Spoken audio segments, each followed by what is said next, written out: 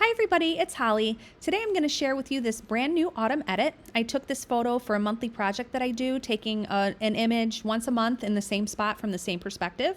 I've been doing this for several years. This year I do it every month on my tree swing in the backyard with Charlotte. I've been taking her photo here since she was 2 years old. I've done it in years past also on the tree swing, but from different perspectives. I've done it in my country road. I've done it in several other spots. But this year, this is our perspective for the monthly project. And I'm going to just walk you through my edit from start to finish. Normally, the first thing that I do is straighten my horizon lines. This particular perspective, I shoot this through the railings of my back deck, so it's kind of hard to crouch down and like put my camera through the rails and all that stuff. So often I am off kilter. But because I don't want to crop her super close, I'm going to leave it as is in Lightroom while we work through the develop module, and then I'm going to fix the composition in Photoshop using the generative expand tool. So the first thing I'm going to do is I'm going to apply my apple dumpling preset for Lightroom, and that's part of the Autumn Glory collection. You can see immediately we started here, and the colors are dull, the greens are really vibrant, but I apply this preset and it calms those greens down. It really makes the red in her dress just pop beautifully. It brightens her skin, especially in the highlights on her face. And it did make the darks in the trees in the background quite dark. You can see it's clipping the blacks. And if you look at the histogram over here, it pushed those shadows all the way over, so it's touching the side here. So we know that those blacks are clipped, and we don't want that. So we will fix that. We will do some tweaks. So I'm going to walk you through what this preset did from start to finish. It does bump the exposure a little bit and the contrast quite a bit. It brings down the highlights. It brings up the shadows, but it did not bring them up as much as I'd like. So I'm going to bring those up even more. See, you can still see that we have some clipped blacks. So we are going to pull our blacks up. It does darken the blacks a lot to add a little bit more contrast. So I'm going to pull that to, instead of -27 to -11. And the whites we kind of skipped over there, but it does add a little bit of pop in the whites. We will go down to vibrance. It adds a bit of vibrance and a touch of saturation, and I love that for fall colors. Right now we just have some brown leaves on the ground, so nothing super colorful, but if we had trees in the background, it would really make the yellows and the reds and the oranges like just really pop. We're going to go down to the tone curve panel. Doesn't have anything going on in this one. Hue, we warm a lot the reds and we warm the yellows. Whenever you are pulling a color in the hue sliders to the left, it warms that color, and if you pull it to the right, it cools that color. So I added a little bit of warmth to the red and to the yellow. For saturation, we brought up that red saturation. That's why this is called apple dumpling. I love to use it when we go apple picking or have apples in the photo. It just really brings the reds to the front and center. I really love what it does. It brought down the oranges a little bit. It brought down the yellows, which will affect our greens, which were quite neon.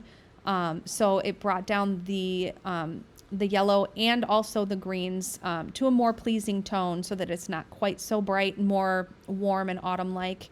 We don't have any blues in this, but if it did, it does add some pop to the blues as well. And now for luminance, kind of like our hue saturation slider, if you pull the luminance to the left, that darkens a color, and if you pull the luminance to the right, it brightens a color. So we have more brightness in our reds. That's why it added a little bit of brightness to the dress, and it added some brightness to the orange, which affects our skin tone. So that's why we have that lovely brightness in her face. And it does add a little bit of brightness to the yellows, and it took down the brightness in the greens, darkening them a little, making them a little bit more rich. So now we are just going to go down to sharpening. It's set to the default at 40, which is fine. This was shot at f2 ISO 640, so a little bit of a higher ISO. I mean, that's not too bad. My camera does pretty well at that. I don't see the need to add much more luminance. You could add, just 20 plus 20 just to smooth it out a little if you did have any noise in your image, but I don't really need to, but I'll just leave it there for now. I'm going to enable profile corrections. That lightens up a little bit. It automatically noticed what lens I was using, my Nikon 85 millimeter for my Z6 1.8. So that way, you know, it kind of corrects some of the things that the lens did there. And it, like you can see, it was darker here, and it just brought up some of that. So there was still some clipping, and adding that enable profile corrections. I always say collections. Just fix that a little bit. So that's pretty much all I am going to do in Lightroom. I am going to, well, no, I lied. I'm going to do a mask. So I'm going to do this little circle here is our mask icon. So you click on that, and I want to add a little bit more brightness to her dress. So I am going to select people. You can go down here, or you can also go to right here and do select object if it doesn't detect a person. But it's selecting our people. So I'm going to do select person, and I'm going to choose clothes. And it's going to detect her dress, and it detects her boots, so that's fine. So I'm going to create a mask, and I'm just going to bring the whites up a little bit, just to add a little bit more of a pop to that color. That's quite a bit. And I want to enhance the texture a little, so I'm just going to add a little bit of texture. Now I'm going to do the same thing. I'm going to add the plus, and I'm going to go to select people, and I'm going to select her hair only this time, and I'm going to create a mask. I'm going to do the same thing. I'm going to add a little bit of whites. I want to bring up the shadows in this one, though, because the shadows underneath her hair are a little bit dark. So I think that looks pretty good. So now we will go ahead and take it to Photoshop, and we're going to do photo, edit in Photoshop.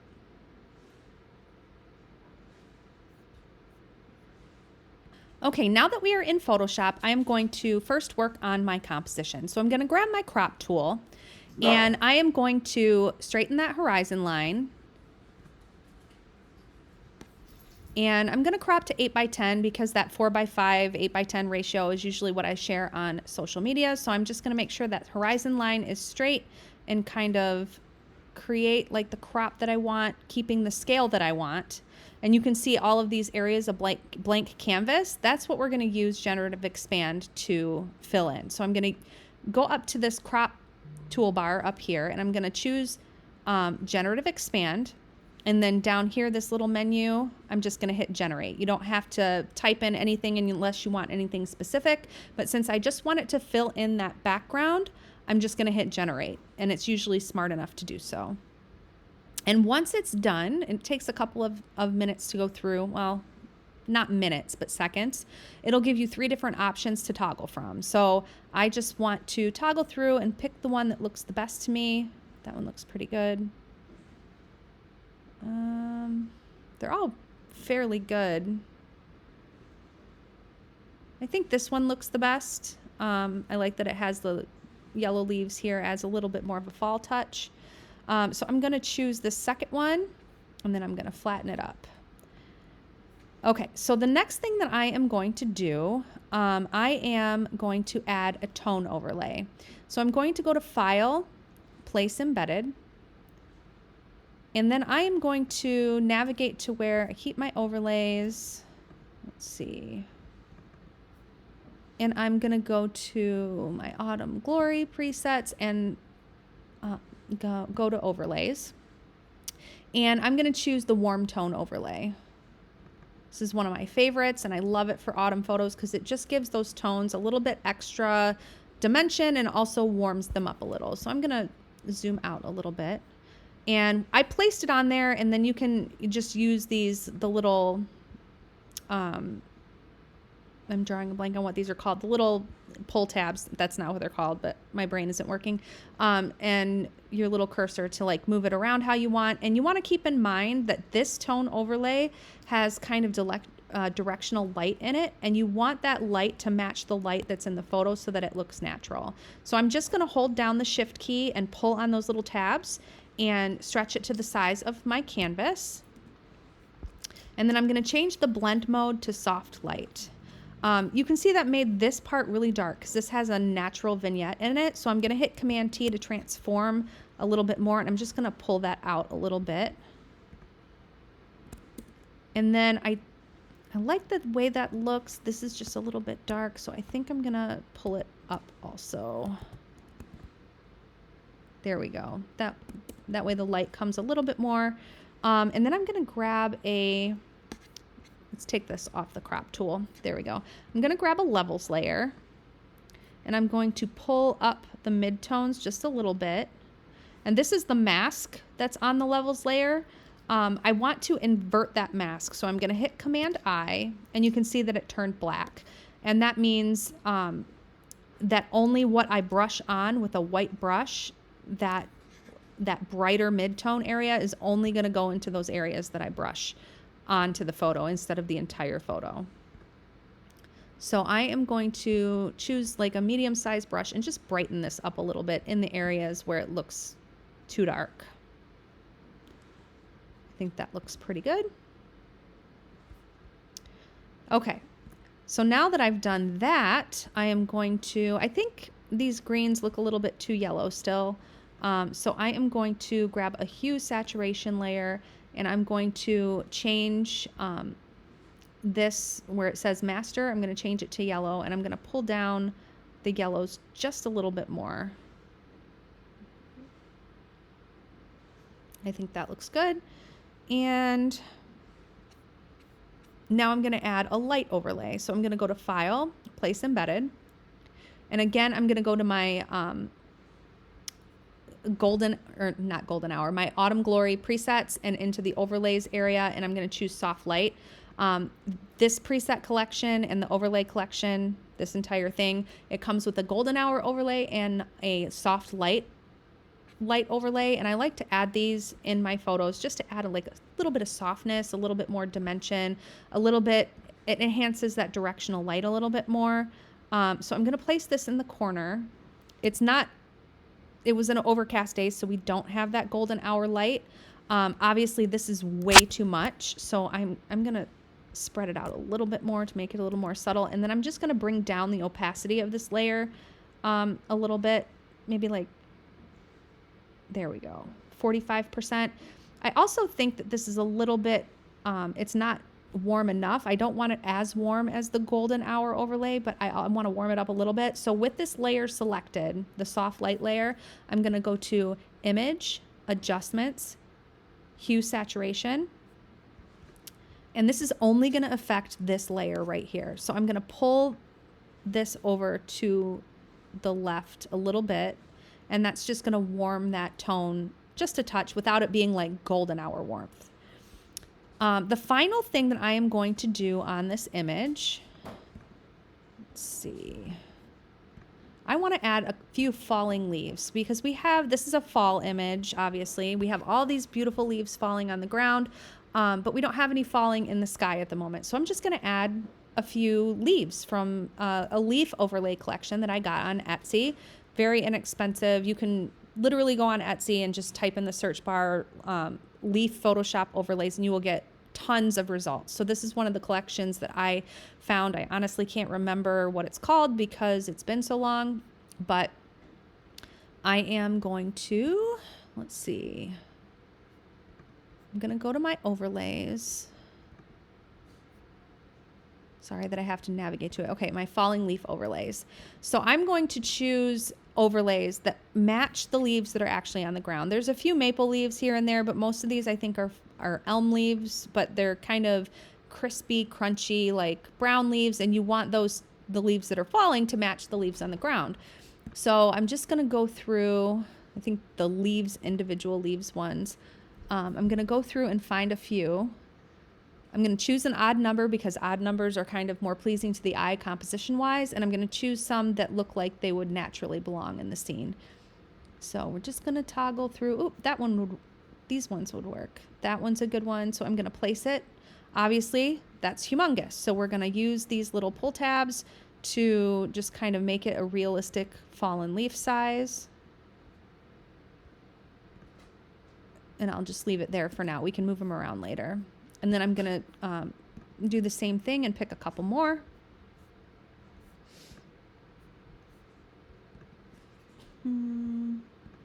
I don't want to use the same one twice because then it's not going to look, let's see, I think there's some actual, yeah, this one looks good. We want it to look realistic. So we don't want to use the same one twice because you wouldn't have two exactly the same leaves falling from the tree. So I'm going to pick ones that are different but look like they could have come from the same tree.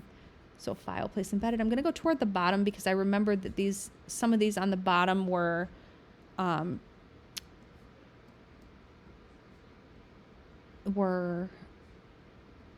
of crinkly. I'm sorry, I didn't have these pre-picked. Okay. That's probably a good one because there are a few maples that are in the scene. So I'm just going to move this one maybe over here. And if you put them on areas that are darker, they'll show up better. I think I'm going to add two more. So let's see, there's some more in this.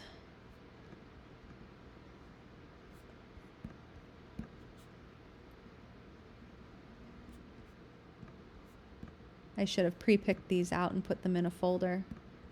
But now you get to see how wonderful this leaf overlay collection is. This is what makes editing take so long because you have to go through all these little options. Let's see. No, I don't see any in there. Let's see.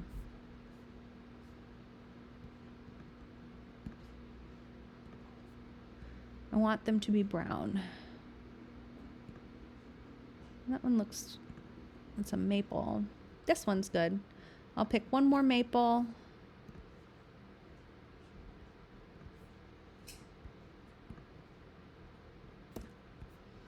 And then I will pick one more elm.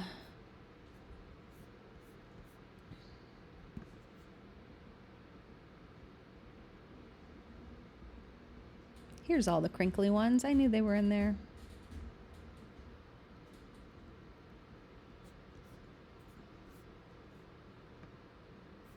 That one's good. Okay, so now we have our 5 leaves. And I'm going to put this one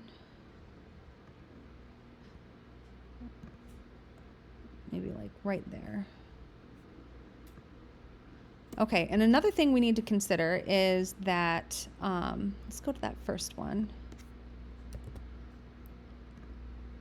that these leaves wouldn't all be on the same focal plane as her, so we need to blur them a little bit. So this first one is selected, and I'm going to go to Filter, Blur, Gaussian Blur, and I'm going to add just a little bit of blur to that one. 1.7 was already there, so that's good. I'm going to hit OK. And I'm going to go to the second one. Okay, that's this one over here. I'm going to go to Filter, oops. Filter, Blur, Gaussian Blur again. And this one, I'm going to, that one looks like it's more on her focal plane, so maybe.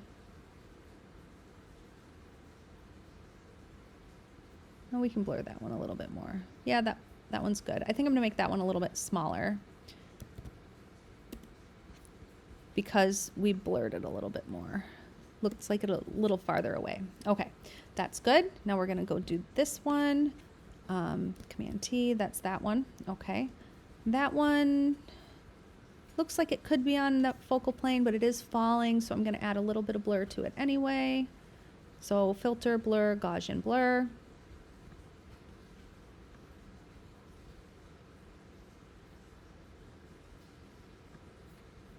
I'm going to add, just reduce the opacity of it just to make it a little bit lighter. And now we're going to go to this one. That's the one up in the top corner. So we're going to go to Filter, Blur, Gaussian Blur. And that one I'm going to blur a little bit, maybe like 3. No, we'll do 4. And then this final one, do the same thing again. Maybe like 3.7. Okay. And this one, I don't know if I like the placement of this one. Let's see. I'm going to make it bigger first. kind of want it over here, I think. Okay, that's good. And then this one I'm going to move down here. And then that first one I'm going to move up. See, this is what takes me so long. I'm telling you. It's crazy pants. Okay. There we go. I'm happy with that. So now we're going to zoom out. And I think that's all I'm going to do with this image. Actually, my final step, I'm going to go to a curves channel. I'm going to add anchor points in the middle, the top, and the bottom. So this middle dot represents our midtones. This bottom one is our darks and shadows, and this top one is more of our highlights. So I'm just going to add a gentle S curve to this to add a little bit more contrast.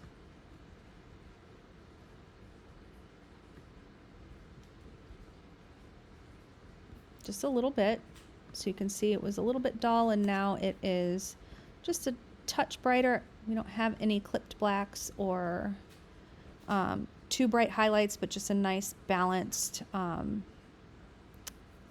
exposure. So I'm going to save this back into Lightroom. I'm going to flatten it up first, and then I'll save it back to Lightroom.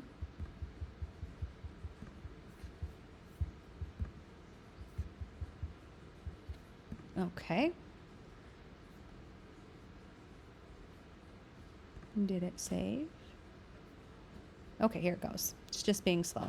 Okay, so this is where we started, and this is where we ended up, and this was with Apple Dumpling from the Autumn Glory collection, along with the warm tone overlay and the soft light overlay, as well as some leaf overlays that I got on Etsy.